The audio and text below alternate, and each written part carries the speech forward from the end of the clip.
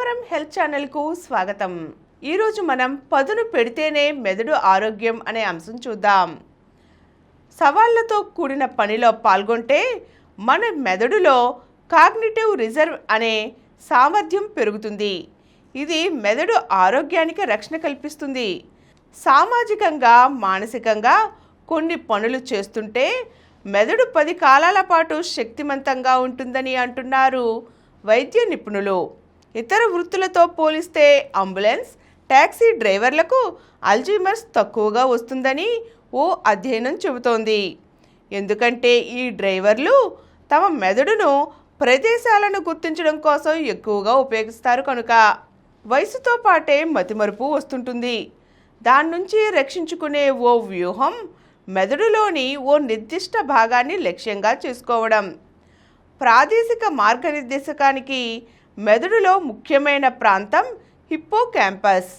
Alzheimer's వ్యాధి లక్షణాలు కనిపించడానికి చాలా సంవత్సరాల ముందే ప్రభావితమయ్యే మొదటి భాగం ఇది.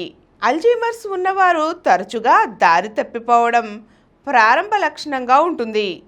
మొట్టమొదట దీన్ని గుర్తించడం చాలా ముఖ్యమని బ్రిటన్ యూనివర్సిటీ కాలేజ్ ఆఫ్ లండన్కు చెందిన న్యూరాలజిస్ట్ డెన్నిస్ చాన్ పేర్కొన్నారు. అల్జీమర్స్ను నివారించడం లేదా ఆలస్యం చేయడానికి హిప్పోకాంపస్ను రక్షించడం అత్యంత అవసరమన్నారు. లక్ష్య సాధనపై దృష్టి పెట్టే క్రీడలు, పిల్లలు బిల్డింగ్ బ్లాక్లతో ఆడుకోవడం వంటి పనుల ద్వారా ప్రాదేశిక నైపుణ్యాలను మెరుగుపరుచుకోవచ్చునని వివరించారు.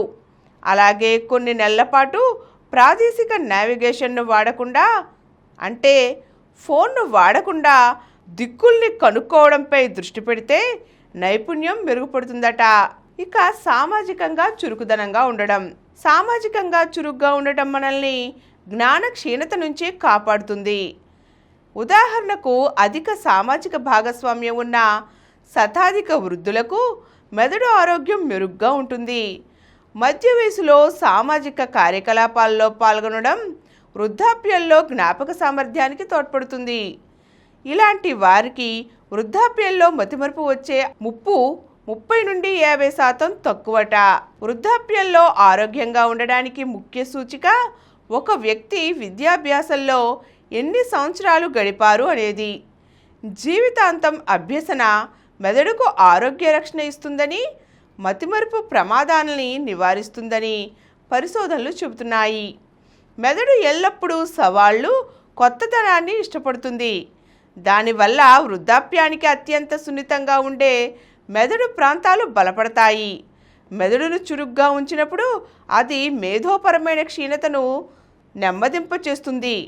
దీనికి ముఖ్య కారణం నేర్చుకోవడం అనేది కొత్త న్యూరాలను సృష్టించడంతో పాటు ఇప్పటికే ఉన్న వాటిని బలపరుస్తుంది. ఇది వృద్ధాప్యం, కణాల మరణం నుంచి రక్షణ కల్పిస్తుంది. ఇదే న్యూరోప్లాస్టిసిటీ ఆచరణ రూపం. అంటే మన జీవిత కాలంలో మెదడు తన్ను తాను మార్చుకునే లేదా అనుగుణంగా మారే సామర్థ్యం. మనం ఇతరులతో సంభాషించినప్పుడు భాష, జ్ఞాపక శక్తి, భవిష్యత్తు ప్రణాళికల వంటివి మెదడులో అనేక భాగాలను ఉపయోగిస్తాం. ఇందులో మానసికంగా ఉత్తేజపరిచే ఓ మేధోపరమైన అంశం ఉంది కాబట్టి మెదడు ఆరోగ్యాన్ని ప్రోత్సహిస్తుంది. ఈరోజు మనం మెదడు సవాళ్లను ఎందుకు కోరుకుంటుందో, మెదడు ఆరోగ్యానికి నిరంతర అభ్యసన ఎంత ముఖ్యమో తెలుసుకున్నాం కదండి. మరో చక్కని అంశంతో మళ్ళీ కలుద్దాం. ఈ కార్యక్రమం మీకు ఎంతో నచ్చింది కదా. ఇటువంటి మరిన్ని వీడియోల కోసం అనతి కాలంలోనే 21 కోట్ల వ్యూస్ సాధించిన సమరం ఛానల్ సమర్పించు సమరం హెల్త్ ఛానల్కు సబ్స్క్రైబ్ చేయండి, లైక్ చేయండి, మీ ఫ్రెండ్స్కి షేర్ చేయండి. అలాగే ప్రక్కనున్న గంట సింబల్ని ప్రెస్ చేయడం మర్చిపోకండి.